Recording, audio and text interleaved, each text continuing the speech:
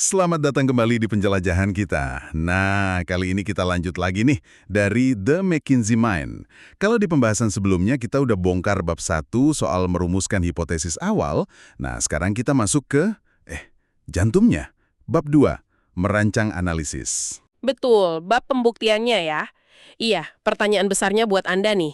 Gimana caranya Anda mengubah ide awal atau hipotesis itu jadi sesuatu yang terbukti gitu. Atau malah terbantahkan. Tapi secara meyakinkan dan penting nih, tanpa buang-buang waktu dan tenaga.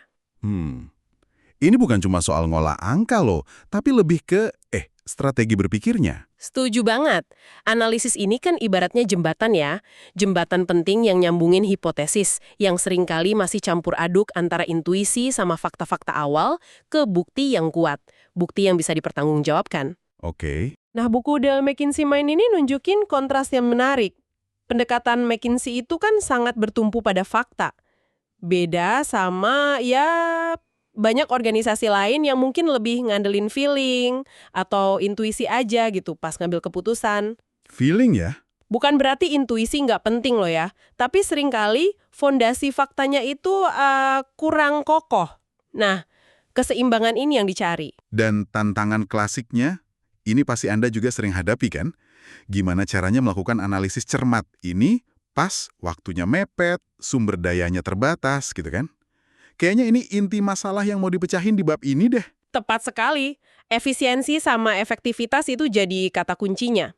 Kita kan jarang banget ya punya kemewahan waktu atau sumber daya nggak terbatas buat analisis. Semuanya gitu. Jadi gimana caranya kita ngerancang analisis yang cerdas? Oke. Mari kita mulai bedah nih. Gimana caranya merancang analisis yang tajam, yang tepat sasaran, tanpa, tenggelam dalam detail atau boros sumber daya. Prinsip pertama nih, yang langsung kelihatan banget di sumber ini, tuh soal fokus. Fokus. Godaannya seringkali gede banget ya buat menganalisis semua data yang ada. Kayaknya pengen tahu semuanya gitu. Tapi buku ini keras banget ngingetin, jangan merebus samudra, don't boil the ocean. Apa sih persisnya makna metafora itu? Maknanya sebenarnya cukup pelurus ya, tapi krusial banget. Kerucutkan energi analisis Anda.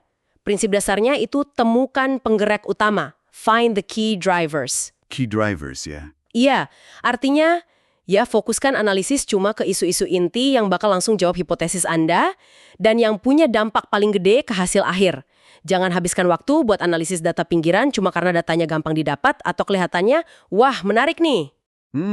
Justru yang menarik itu gimana para alumni McKinsey ini nerapin prinsip ini setelah mereka keluar dari firma. Itu nunjukin kalau ini bukan cuma teori. Nah, ini dia. Ada contoh nyata gitu nggak? Gimana mereka nerapinnya di dunia nyata gitu? Ada beberapa contoh bagus. Misalnya Jeff Sakaguchi. Dia kasih tips yang praktis banget. Sebelum mulai analisis, coba bayangin dulu produk akhir yang Anda pengen tuh kayak gimana. Produk akhir analisisnya? Iya. Oke. Apakah bentuknya grafik tertentu? Atau tabel ringkasan? Atau mungkin kesimpulan kunci dalam satu kalimat aja. Dengan ngebayangin hasil akhirnya, Anda jadi lebih gampang nyaring mana analisis yang cuma menarik secara intelektual, tapi sebenarnya nggak relevan buat jawab pertanyaan utama. Oh, oke. Ini bukan cuma soal hemat waktu loh, tapi juga mastiin energi Anda itu fokus ke insight yang benar-benar bisa ngubah arah keputusan. Bukan sekedar data menarik tapi, nggak relevan.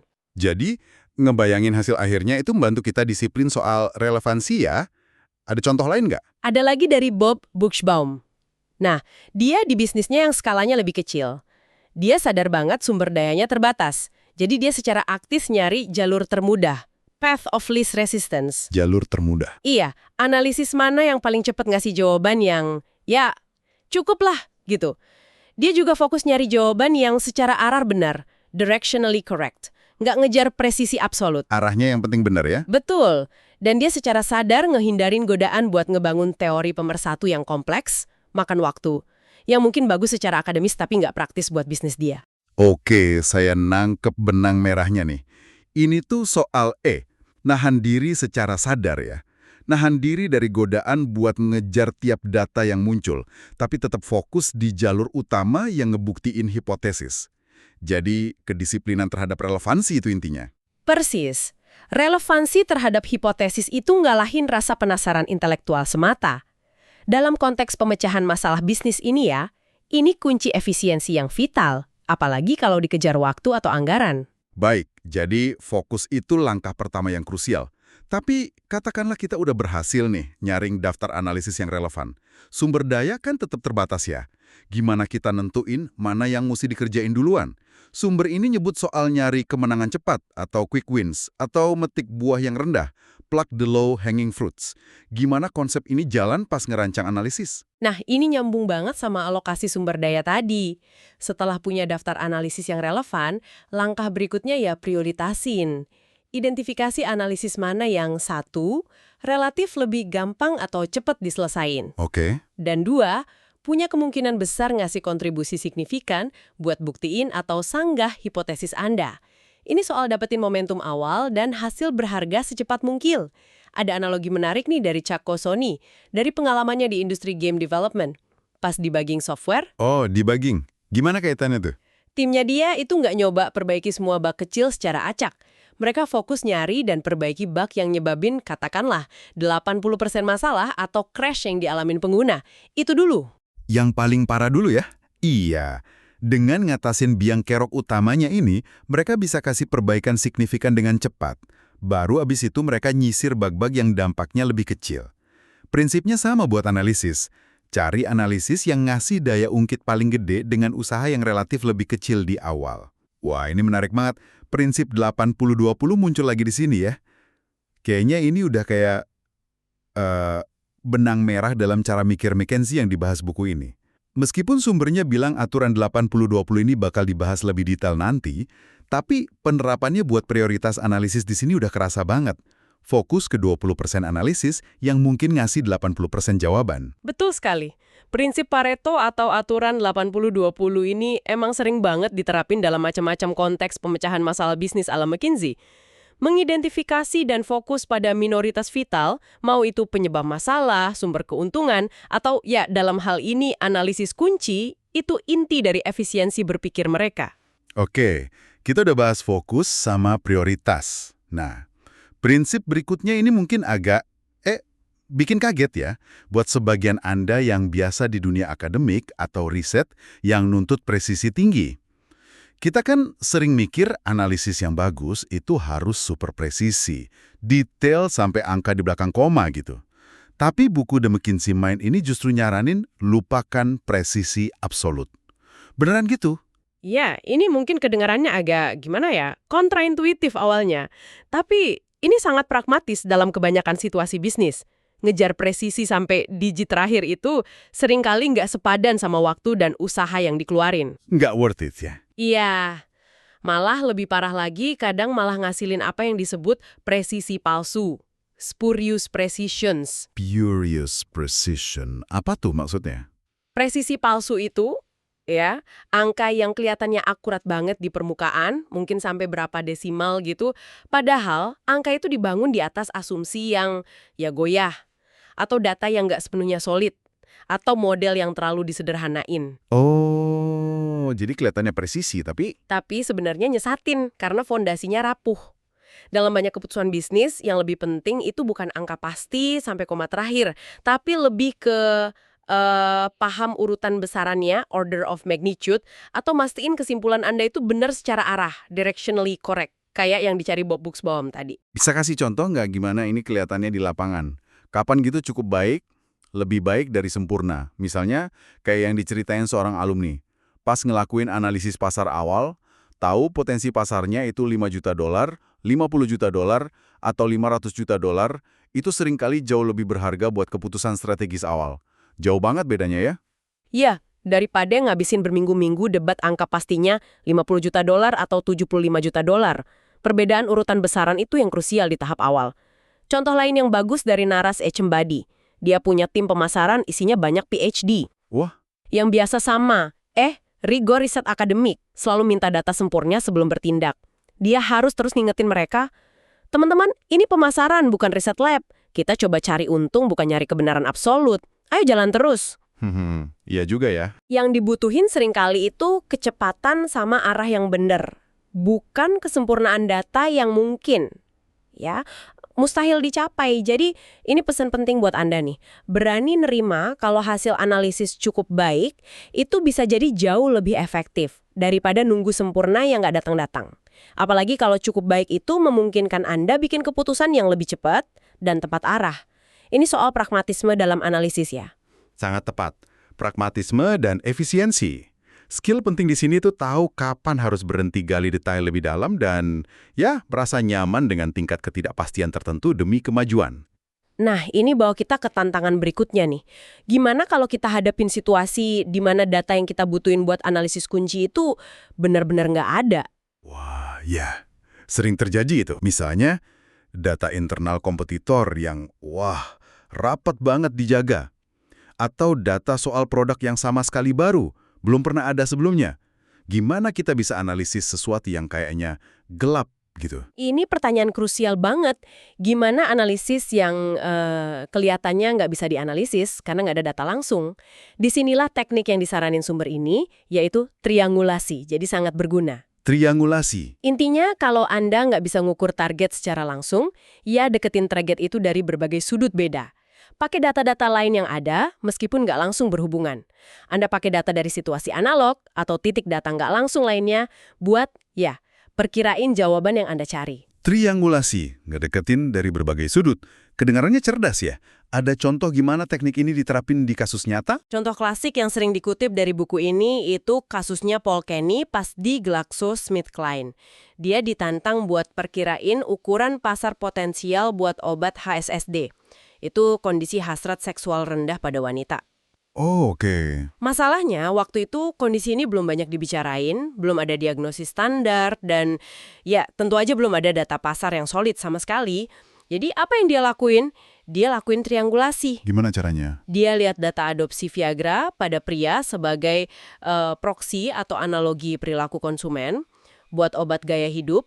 Dia juga lihat data soal isu-isu gaya hidup lain kayak obesitas, tingkat resistensi pasien buat ngomongin topik sensitif ke dokter, prevalensi kondisi medis terkait, macam-macam faktor nggak langsung lainnya. Oh, banyak ya sudutnya. Iya, dengan ngabungin berbagai potongan informasi dari sudut-sudut beda ini, dia bisa bangun perkiraan kasar, sebuah ballpark estimate istilahnya, soal ukuran pasar potensial itu, meskipun data langsungnya nol. Jadi kayak detektif gitu ya, ngumpulin petunjuk-petunjuk nggak langsung buat rekonstruksi kejadian. Pakai apa yang diketahui buat nerangin apa yang tidak diketahui. Ini butuh kreativitas dong ya dalam analisis, bukan cuma ngolah angka yang udah ada? Bener banget. Analisis itu nggak selalu mekanis. Pas berhadapan sama ketidakpastian dan ketiadaan data, kemampuan buat nyari analogi yang relevan, pakai data proksi secara cerdas, dan mikir kreatif itu jadi, penting banget. Prinsip-prinsip tadi, fokus ke key drivers, prioritas lewat quick wins dan 80-20, pragmatis dengan nerima ketidaksempurnaan, terus kreatif pakai triangulasi pas data langka, semuanya kedengeran masuk akal ya secara konsep. Tapi gimana kita mastiin sebuah tim bener-bener nerapin ini secara terstruktur di lapangan, biar nggak balik ke kebiasaan lama gitu. Nah, disinilah alat praktis yang ditekankan banget di bab 2 ini masuk. Bikin rencana kerja. Work plan. Apa sih peran vitalnya? Rencana kerja ini bisa dibilang mesinnya lah. Mesin yang ngejalanin semua prinsip tadi secara praktis. Fungsinya penting banget karena dia maksa adanya kejelasan, struktur, sama akuntabilitas dalam proses analisis. Maksa ya? Iya. Dalam artian positif. Rencana kerja yang bagus, kayak yang digarisin di buku ini, itu harus secara eksplisit jawab pertanyaan-pertanyaan kunci buat tiap bagian analisis. 1. Isu atau hipotesis spesifik apa yang lagi kita uji. Oke. 2. Analisis persis apa yang dibutuhin buat nguji isu hipotesis ini. Bukan cuman analisis pasar gitu, tapi lebih spesifik. Misal, analisis segmentasi pelanggan berdasar data X dan Y. Detail ya? Iya. 3. Dari mana sumber datanya? Data internal, riset eksternal, wawancara ahli? 4. Apa bentuk produk akhir yang diharapin dari analisis ini? Grafik batang, tabel pivot, ringkasan 2 paragraf. Nah, ini nyambung ke tips Jeff Sakaguchi tadi. Visualisasi hasil akhir lagi ya? Betul. 5. Siapa personel yang tanggung jawab ngerjainnya? 6. Kapan tenggat waktunya? Secara visual, Anda bisa bayangin kayak tabel 21 contoh Acme Widgets di buku itu. Itu metain semua elemen ini dengan rapi. Jadi, ini bukan sekedar daftar tugas biasa ya, tapi udah kayak peta jalan analisis yang detail banget. Dan yang menarik, proses bikin rencana kerja ini sendiri ternyata bisa jadi alat diagnosis awal ya.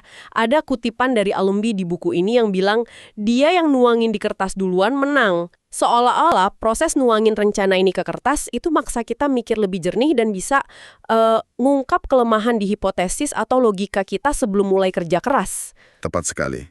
Bikin rencana kerja itu bukan cuma formalitas administratif, ini latihan berpikir kritis yang, sangat berharga. Dia menstrukturkan pemikiran seluruh tim, mastiin semua orang satu halaman, netepin akuntabilitas yang jelas, dan mubah hipotesis yang mungkin masih abstrak jadi serangkaian tugas analisis yang konkret, terukur, dan terjadwal. Oke.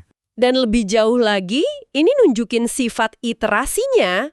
Proses pemecahan masalah itu kan iteratif, hasil analisis yang Anda lakuin sesuai rencana kerja bisa jadi ngasih insight baru yang maksa Anda buat, lihat lagi, bahkan mungkin revisi hipotesis awal Anda. Jadi ada siklus umpan balik antara hipotesis, rencana analisis, dan hasil analisis. Baiklah, kita udah kupas tuntas nih bab 2 tentang merancang analisis ini. Jadi kalau kita tarik kesimpulan utamanya buat Anda semua, apa artinya ini? Ternyata, ngerancang analisis yang efektif itu jauh lebih dari sekedar jago ngolah angka atau pakai software statistik. Ini adalah sebuah proses strategis. Betul. Ini tentang secara sadar fokusin upaya ke hal-hal yang paling penting, key drivers. Terus ngelakuin prioritas tanpa ampun, karena sumber daya selalu terbatas. Quick wins, 80-20. Belajar nerima tingkat ketidaksempurnaan yang cukup baik demi kecepatan dan arah yang benar. Hindari spurious precision. Jadi detektif yang keaktif pas data primer langka, pakai triangulasi. Dan akhirnya, pakai alat praktis kayak rencana kerja yang terstruktur buat jaga semuanya tetap di jalurnya, terorganisir dan akuntabel. Dan penting buat diingat ya, ini bukan proses linear yang kaku. Analisis bisa aja bawa Anda balik buat mikirin ulang hipotesis. Tujuannya bukan analisis radi analisis gitu ya, atau ngasilin laporan setebal mungkin. Tujuannya yang ngasilin kesimpulan yang kuat, bisa dipertahanin pakai data, dan dicapai seefisien mungkin. Analisis itu alat buat mencapai pemahaman yang lebih dalam dan keputusan yang lebih balik, bukan tujuan itu sendiri. Kuncinya yang ngerancang alat itu biar tajam dan tepat guna. Nah, sebagai penutup nih, ada satu pemikiran terakhir buat Anda renungin, yang sebenarnya jadi inti dari banyak diskusi di buku ini. Selalu ada tegangan ya, antara analisis berbasis fakta yang dalam versus kecepatan dan intuisi dalam ngambil keputusan. Tarik-menarik itu. Coba deh Anda refleksikan sejenak. Di lingkungan kerja atau proyek Anda, seberapa sering Anda lihat kelumpuhan analisis, analysis paralysis, situasi di mana analisis terus dilakuin, nggak berhenti-berhenti, sampai momentumnya hilang, keputusannya nggak pernah dibuat. Atau sebaliknya ya? Nah, sebaliknya, seberapa sering keputusan penting diambil terlalu cepat cuma berdasar firasat atau kata hati tanpa dukungan fakta yang cukup? Di area mana menurut Anda? Rancangan analisis yang lebih terstruktur, bahkan mungkin analisis cepat yang cukup baik, bisa ngasih perbedaan terbesar buat Anda dalam bikin keputusan yang lebih cerdas dan cepat. Nemuin titik seimbangan yang pas antara rigor analisis sama pragmatisme tindakan. Itu tantangan yang terus-menerus ya. Di mana titik keseimbangan itu buat konteks spesifik Anda? Itu pertanyaan penting. Pertimbangan itu. Sampai jumpa di penjelajahan kita berikutnya. Teruslah menggali lebih dalam,